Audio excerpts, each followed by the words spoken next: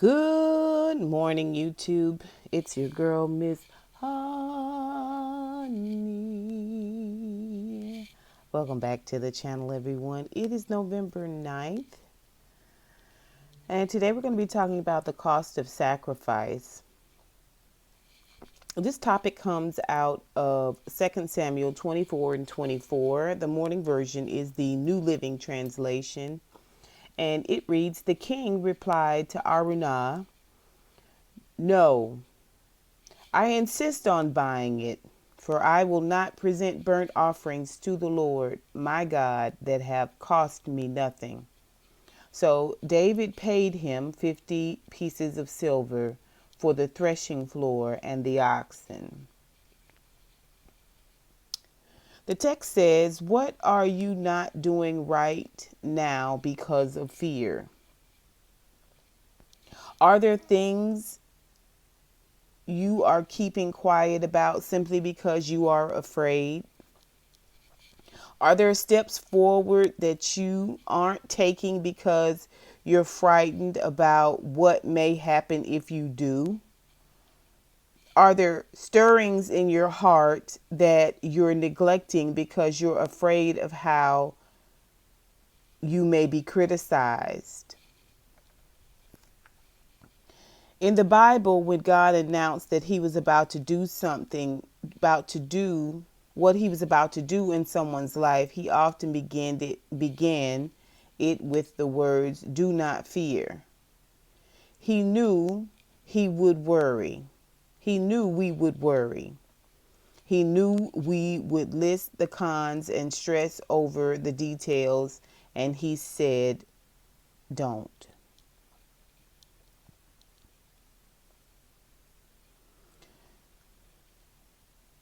The prayer for this morning is, "God, I know that you have great things in store for me.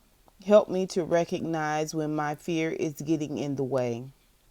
Let me put my faith into action in small ways today so I can get used to stepping out in faith and be ready for it when you ask me for the big thing."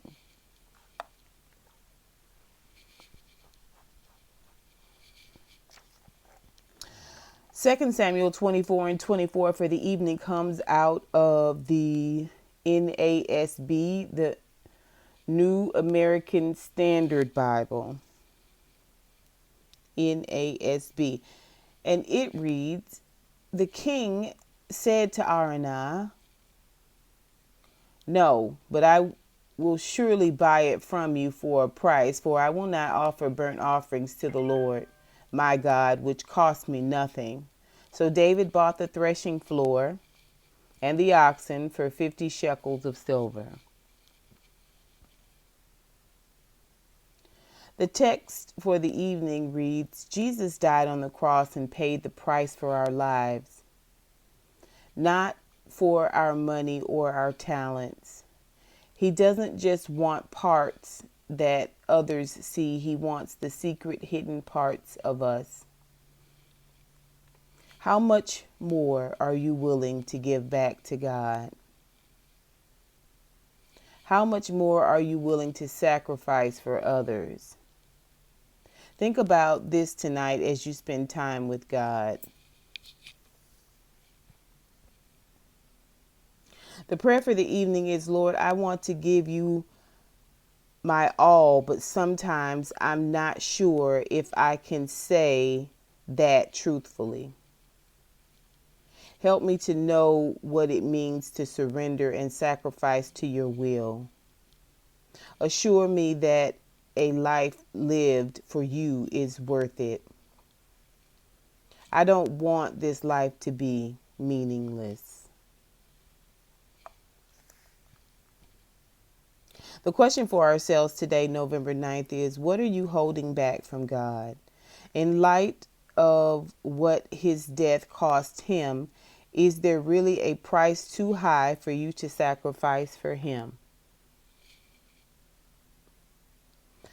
I'm going to say this, honeybees, and I'm going to let you go. I'm not going to keep you long today because I got a ton of things on my agenda today, but you will never, ever, ever be able to match God's sacrifice, His only begotten Son, right? Especially when you think about um, Jesus was born to be sacrificed eventually. He placed Jesus in Mary's belly for the sole purpose of eventually, not the sole purpose, because he was also meant to walk this earth out in flesh and blood as a human and prove that it could be done, but without sin, but um, as a sacrifice. Yeah, right. So we can't outdo God in sacrificing. We can't outdo God in paying, in giving and doing. So those parameters are off the table. If you're trying to outdo God giving and doing and blessing and sacrificing, then you've already lost. But what you have to understand is that God is not, your faith is not a, a magic lamp. You don't just walk up, rub the belly, and out of its mouth comes blessings upon blessings upon blessings upon blessings. I know we hear a lot of rhetoric that gives us this idea that we just have to, say it, click our heels 3 times, say it very, very eloquently, or run down and throw our wedding ring on the altar as an offering, or give all the money out of our pockets, or whip ourselves 3 times and lay in the hot sun, pour salt and vinegar over it and lay in the hot sun, fast for 90 days, 60. Listen, it don't work like that, right? Yes, you can put your petition before God, but then please understand that it may require a measure of sacrifice. And that sacrifice may cost you something, right? And I know what you're thinking. There are times where things happen and other things happen, and really, really good things happen, and then something bad will happen, and then people will rationalize in their mind that in order for this to happen, the Lord took this from me, right? It doesn't work like that either. You personally are going to have to give up something for what it is that you want. And usually it's a lot less dramatic than that. In other words, uh, um, it's about giving up of our vices. It's about taming our flesh. It's about controlling our tongues, right? Less dramatic, but it's harder.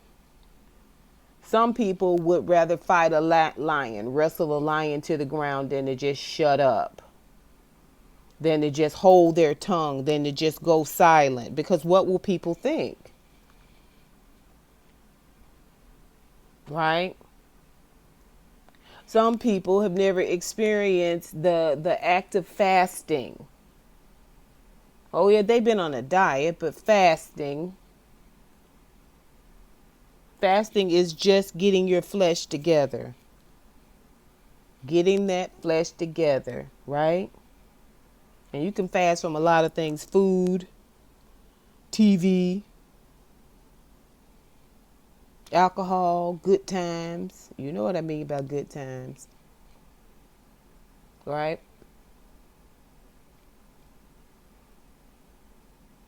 Sacrifice is supposed to cost you something.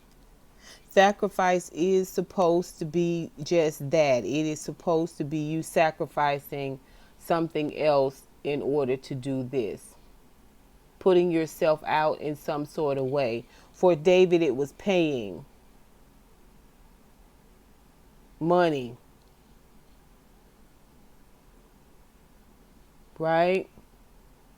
For some of us, it will be getting up early, staying up late. For those of us who are trying to build our businesses, it is maybe walking, maybe catching the bus, giving up our vehicle. A lot of couples sacrifice in that way. They go down to one car. They downsize their home.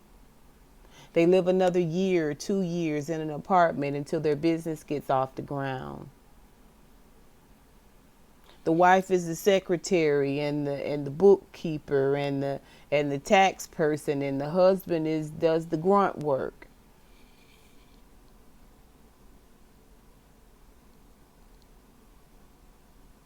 The issue that we're running into now in 2021 is nobody wants to sacrifice. Nobody wants to pay that cost. Everybody feels like they should have everything they want and not give up anything. Not stretch themselves in any way.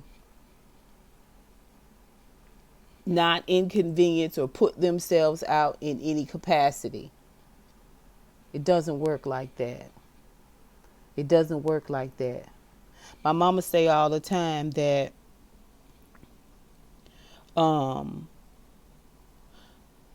some people don't respect what they don't pay for. So you give them something, they treat it like they can go and pull it off the tree in the backyard. But when they have to pay for it, they treat it with a little bit more respect. When they have to pay for your time, they treat your time with a little bit more respect.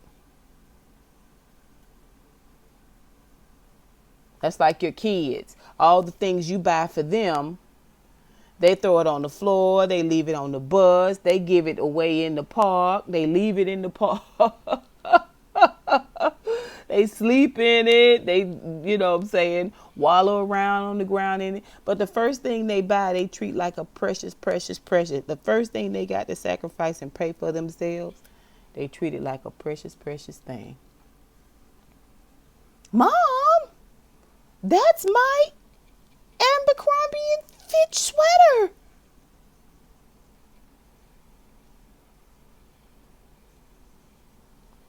You put it on the dryer, the wrong cycle in the dryer, it shrunk. All them clothes I bought you, you cut up, tore up, marked all on in school, drawed all over them, everything. First thing you buy, and it's supposed to be held behind a glass door under lock and key. People don't respect what they don't pay for. Always remember that. Always remember that. Yeah. Don't be scared. It's gonna cost you something. But if he's got something for you, trust me, the cost he's already equipped you to be able to pay for it. He's already equipped you to be able to pay for it. You have to ask God to give you strength and wisdom to endure and to go through, to get to that wealthy place, to get to that thing that he's calling you to do. And you'll see, if you don't grumble, you don't complain, and you don't fear, you just get up and put one foot in front of the other. A lot of times he will accelerate you to that place. Because that is him honoring the fact that you didn't grumble, you didn't complain, you went bravely and confidently into what he asked you to do, into what it is you knew you had to do. And him honoring you in this way, he accelerated you.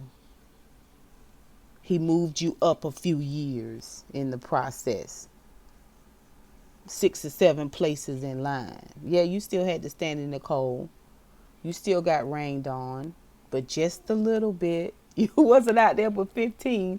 It was the people that stood out there for 4 hours, 5 hours, 6 hours, 7 hours, 8 hours.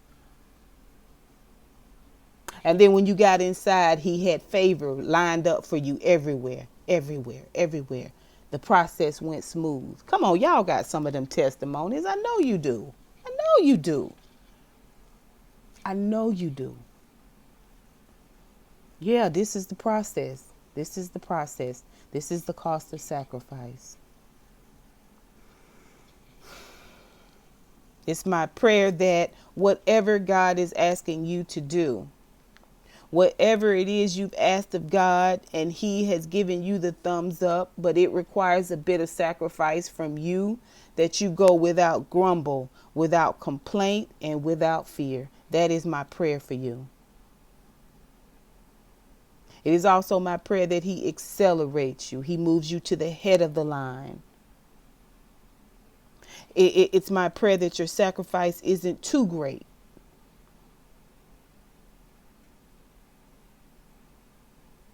That he mediates the sacrifice, mitigates the sacrifice, intercedes. Yeah. That's my prayer for you. All right, honeybees, I love you all with the love of the Lord. I pray you have a wonderful day. It's going to be a beautiful day today. Go on out there and be great. Amen. Amen. Until next time, honeybees.